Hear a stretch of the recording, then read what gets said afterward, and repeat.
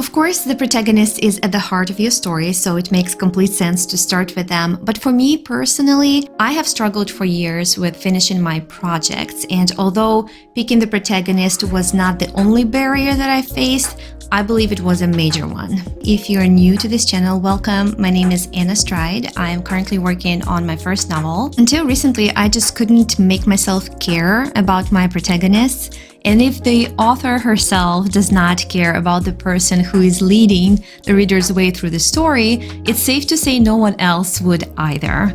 So finally, I found somebody I do care about who's at the heart of my story, which is now maybe 65–70% done.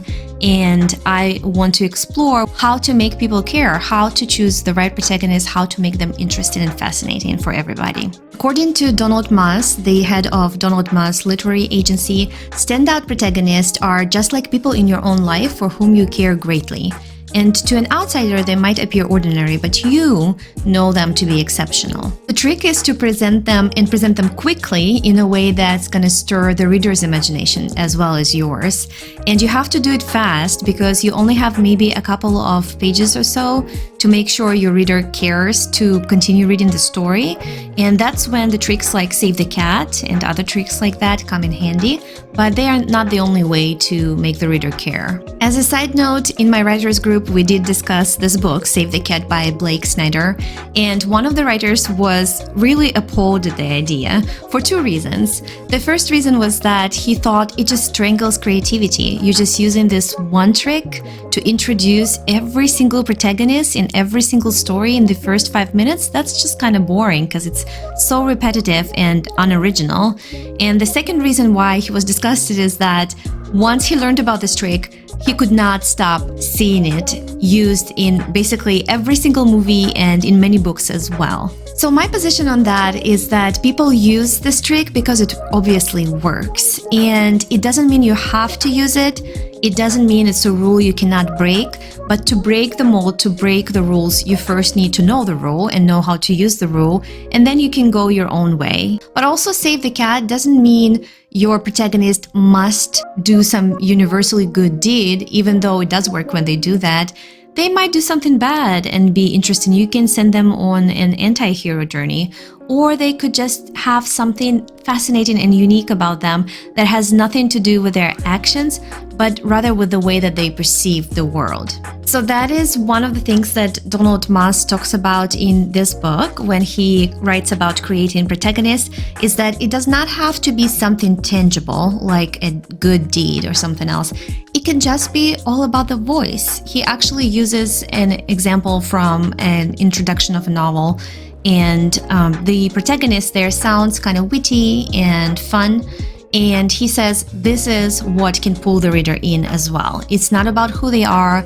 They're completely ordinary. There's nothing we have learned so far that makes them outstanding, but it's their voice that really captures the reader's attention. When he talks about the voice, he actually uses a different term. He calls it a narrator that we enjoy spending time with, and I really like this sentiment. I think it describes it well, because obviously as readers, we are a pretty diverse bunch, and so the people that we prefer to spend our time with will be different. And so for some, it will be maybe a protagonist with like this deep analytical type of mind who really sees the world as the puzzle to solve. But to someone else, that kind of a protagonist would be boring and they would prefer to have someone quirky and fun. So what I'm taking from that is that as a writer, you need to discover which attributes of characters speak to you, because if they're speaking to you, they also are sure to speak to that segment of the audience who is similar in their taste. And if you do not really like your protagonist, then chances are you're probably going to give up on your draft halfway through, just like I did so many times. When I originally worked on my protagonist, I thought of them more in a sense of what happens to them and what they do, as opposed to who they are and what makes them special. So let me explain the problem with that. I would just start with a seed of a plot. For example, for middle grade, one of my ideas was an 11-year-old girl who had just lost her beloved grandfather, discovers that something's fishy going on at the local library, and those weird midnight get-togethers that happen there are directly related to her grandpa's death. From that initial idea, I would start thinking about my protagonist and what they're like. And so I would know, okay, she's 11 years old, she likes to read, she's interested in libraries, so I guess she's gonna be a reader. Then she was very close with her grandfather.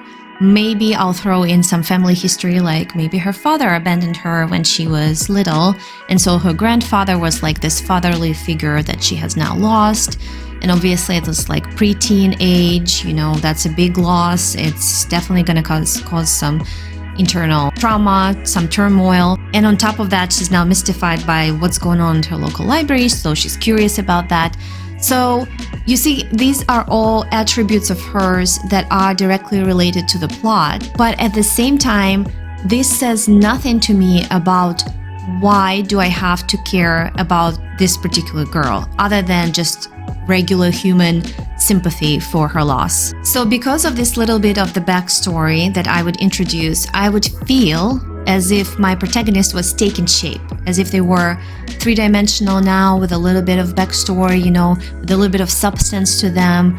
But then I would start writing, and once the novelty of the beginning would wear off, I would realize I really do not care much about this girl, and more than that, I do not realize what is it about this particular girl that made me put them in the heart, in the center of the story. Her backstory with her grandfather, yes, it gives her some substance, but why is it her?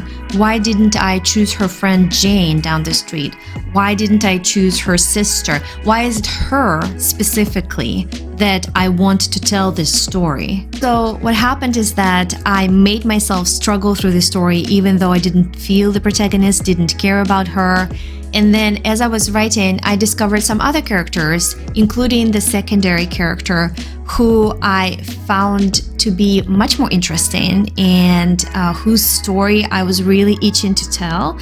And I was looking forward to all her scenes. Long story short, this character is now my protagonist. I switched the protagonist for the story, and now it's a completely different story. And although this new character, who's now my protagonist, also has an interesting backstory, familial trauma and stuff like that, this is not the only reason why they are at the heart of my new story. The reason is that as a personality, they're just more real, more human-like. There's something about the way they see the world, about their voice, about their defenses, about their little ways in which they explore the world that just makes them perfect to tell this particular story. What happens when you find a perfect protagonist for your story is that you can no longer just take them out and replace them with another person and have it be the same story.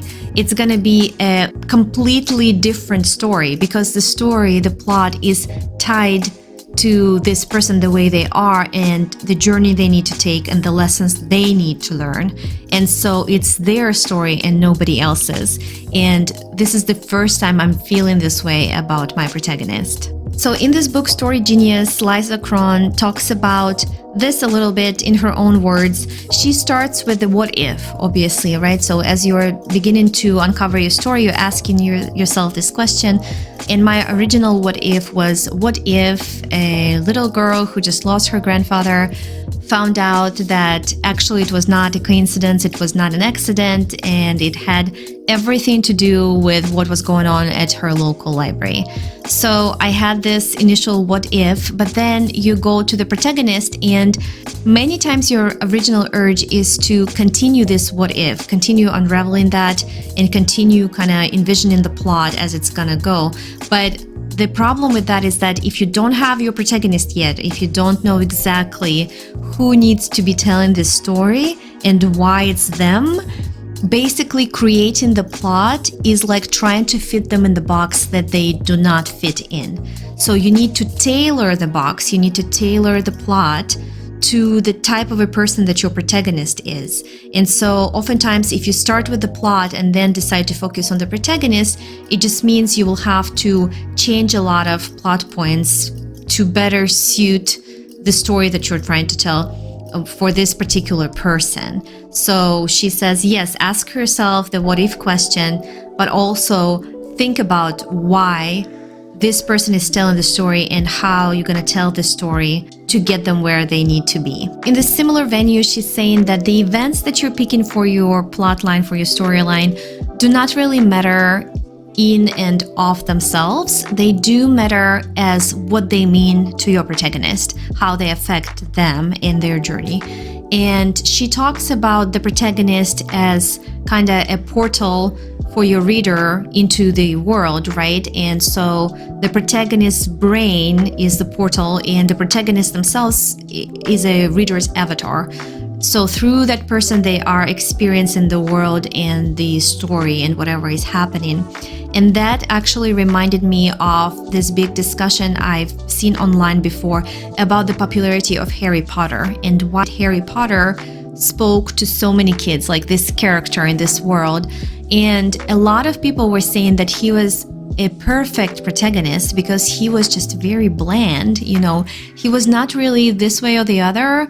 He was, as the story progressed, he became more of something, like more courageous, riskier maybe in some ways. But in the beginning, he's going into some dangerous territory with Dudley, but he's also not extremely courageous. He has this normal level of fear, right? Of fear of being caught and punished and beaten up. He's not extremely good looking, but he's also not ugly. He is not super smart like Hermione. He's not well read to the point of being a walking encyclopedia, but he's also not dumb, and so he's kind of neither here nor there. He's in between. And so what it makes him approachable for a reader who can see themselves in this person, because I guess most of us, the way we think about ourselves, we know we have maybe some talents here and there, but we're average otherwise. And so this other average boy, we could relate to him. And then when some extraordinary and outstanding things happen to him, well, that's like fantasizing, what if I was just a regular old self, myself, just regular person, nothing special, but all of a sudden I did something outstanding and I would become famous in an instant and everybody would applaud me. It's a nice fantasy. And then also something like his talent in Quidditch, what if I was me, but all of a sudden I uncovered this talent where I don't have to work hard, but I'm the best at this, I'm the best at sport, at music, or something else. So apparently this is not even a new concept, and it made all sense to me before I found out that there is such a thing as everyman in the medieval theatrical form of morality play, which was exactly that. Like, pick any character, regular person, and tell the story that would basically allow the author to just express their worldviews by using this everyman as an example. At the same time, not everybody agrees that that is a good approach. I think it worked with Harry Potter specifically. Maybe it works with many protagonists, but Mary Cole actually does not believe it is a good approach to pick a completely bland protagonist. What she is saying is that it's quite the opposite. She's saying, throughout history, storytellers have been putting relatable and generic characters through extraordinary circumstances in order to communicate their worldviews. And she goes on to say, however, the idea of the everyman or the generic hero has got to go, especially if you're writing kid lit for today's readers.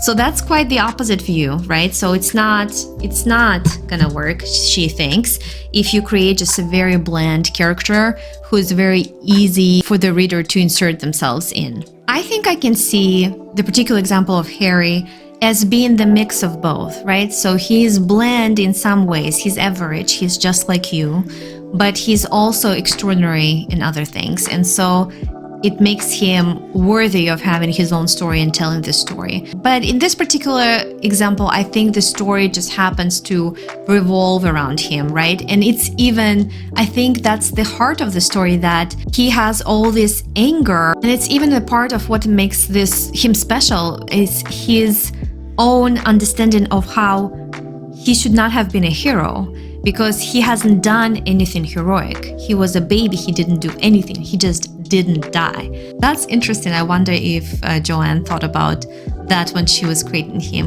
that it's the protagonist, it's the hero, it's the main character who doesn't want to be a hero maybe at first, and then kind of learns to be a hero because that's what the world needs and that's what needs to be done. So going back to Donald Musk, it's not about the person being exceptional. It could be a regular person. You know them to be exceptional. You know that they have an interesting journey, that they have a story to tell, and that's why you pick them as the center of your story. And then also it depends where you want to start the story, right? How you want to introduce them, because in Harry's case, he's an underdog originally, and who doesn't love to see an underdog win over the bullies? And then the opposite scenario is also really fun. So just recently, this past year, I read the Ballad of Songbirds and Snakes by Suzanne Collins, where she tells the story of President Snow. And that is the opposite. There was a golden boy, who, he had suffered in his life. His life wasn't perfect, but he had a lot of very good qualities, qualities that made him admirable and a great protagonist. But then he takes what he's got, he takes what life has given him, and he makes all the wrong choices, and he uses all of his skills and talents in all the wrong ways. And that's how he gets to hitting the bottom of the barrel. He just loses his humanity. He loses the sense of what is right and what is wrong. And that's how he becomes our villain. And by the way, it's no coincidence that I'm using examples from middle grade and YA. It's because that is what I personally enjoy reading, and that's what I'm writing. But also, Mary Cole in this book, she's saying that if you're writing for kids and teenagers, it is particularly important to have a good protagonist, because this audience, those type of readers are usually quite self-centered. It's the world kind of revolves around them, and so it's important to give them somebody who they can bond with very strongly and who they will really care about. And so that has to happen fast because the attention spans, are getting down. So you want to introduce your protagonist in such a way that even today's kids who only have 3 seconds per video, can really latch onto them and feel like, there's something about this person. I really want to know what happens to them. She then goes on to say that there are some types of character cliches. They should not really be used when you're trying to create your protagonist because they're so tired, and people, and including editors, have no patience for these type of characters. And she gives an example of the popular hot girl in school, or the jock that she's dating, or the nerd, or the goth girl, I don't know, dressing in all black and listening to hard metal. So she's advising, or rather the people she's interviewed are advising against those type of characters as protagonists, because they can work as a secondary character who we just get to know in one line here or there, but they cannot really work as the main character because they lack depth. But what I take from that is not that you cannot use this type of a person as, or even a cliche, as the foundation of your character. It's just that you have to go deeper and find other things about them that makes them relatable and human. And, maybe I'm old, but there was a TV show when I was growing up. It was called Popular, and it was about 2 teenage girls, Sam and Brooke, who hated each other, and their parents got married. And so now these girls are sisters, basically. They're stepsisters, they hate each other, they couldn't be any more different, because Brooke is the popular girl who is dating the jock, very cliche as it can get. And Sam is this nerdy girl, she's smart, she's reading a lot, she's into journalism. And now they have to somehow function together in a family. So the situation itself might be very cliche, but I feel like the authors of the show went deeper in exploring, and they have the opportunity because it's a TV show, right? So you have multiple episodes to establish different facets of the character, but they went deeper into that, and so they showed situations in which Sam, who we are supposed to be rooting for, who's the protagonist, making mistakes, making bad choices, hurting people, not being a good person really. And so it breaks the mold, like, oh, that's like a lovable nerd that we're supposed to be rooting for. And then we see Brooke, who originally we're supposed to hate, being actually kind-hearted in many situations, or being pressured socially into behaving a certain way that's harming her first and foremost, and then as the result maybe harming other people. Like her boyfriend pressured her for sex, she was pressured socially in terms of, like, I think maybe by her mother or something, and had body image problems and, self-harm in that way. And so you just get to know them and get to see them as human beings, and not just this original cliche that we see in the first, 10 minutes of the show. And so it's not the perfect example because it's not a book and it's just like a regular show, not even a very high quality show. But I just think it goes on to exemplify that it's okay if you have cliche type of a character, like a girl who loves to read in a fantasy book, or that girl who's like hunting and she has a sword or whatever. There are a bunch of TikToks now making fun of this type of main characters because they're like, effortlessly beautiful, and then they're skinny, but they're also strong, and they're hunting and using the bow and arrow and this and that.